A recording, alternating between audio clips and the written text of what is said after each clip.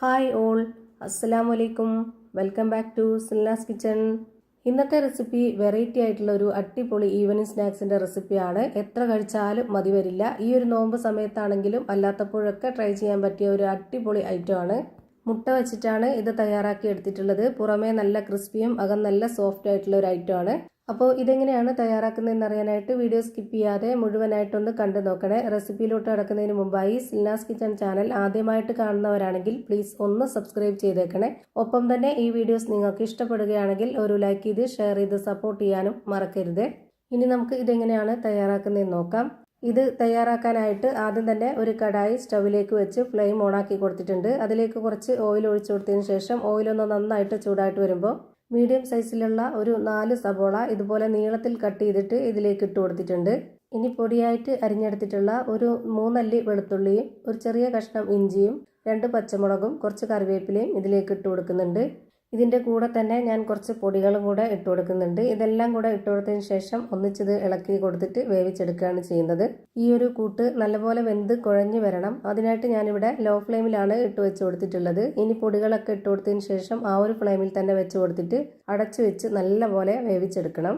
ഇനി ഇതിലേക്ക് 1 സ്പൂൺ അളവിൽ മുളക് പൊടി, 1/2 സ്പൂൺ അളവിൽ മഞ്ഞൾപ്പൊടി, പെരിഞ്ജീരകപ്പൊടി, കുരുമുളക് പൊടി, ഒരു നുള്ള് ഗരം മസാലപ്പൊടി, ആവശ്യത്തിനുള്ള ഉപ്പ് ഇത്രയും ഇട്ട് കൊടുത്ത് നന്നായിട്ടൊന്ന് ഇളക്കി കൊടുത്ത ശേഷം ഒരു 5 മിനിറ്റ് നേരം ഇതൊന്ന് വേവിച്ചെടുക്കാം.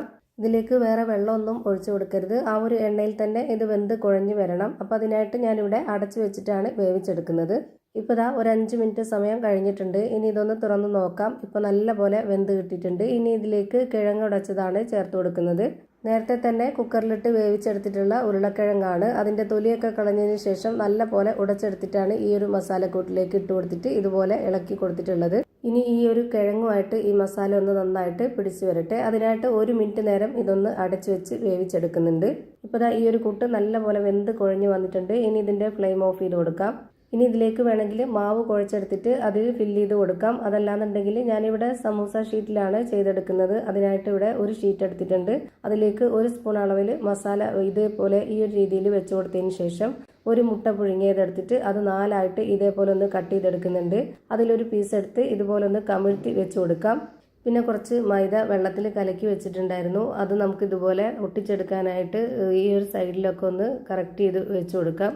ഇങ്ങനെ 4 സൈഡും ഈ ഒരു പേസ്റ്റ് വെച്ച് കൊടുത്തതിന് ശേഷം പിന്നെ നമുക്ക് ഓരോരുത്തർക്കും ഇഷ്ടമുള്ള ഏത് ഷേപ്പിൽ വേണമെങ്കിലും ഇത് മടക്കിയെടുക്കാവുന്നതാണ്.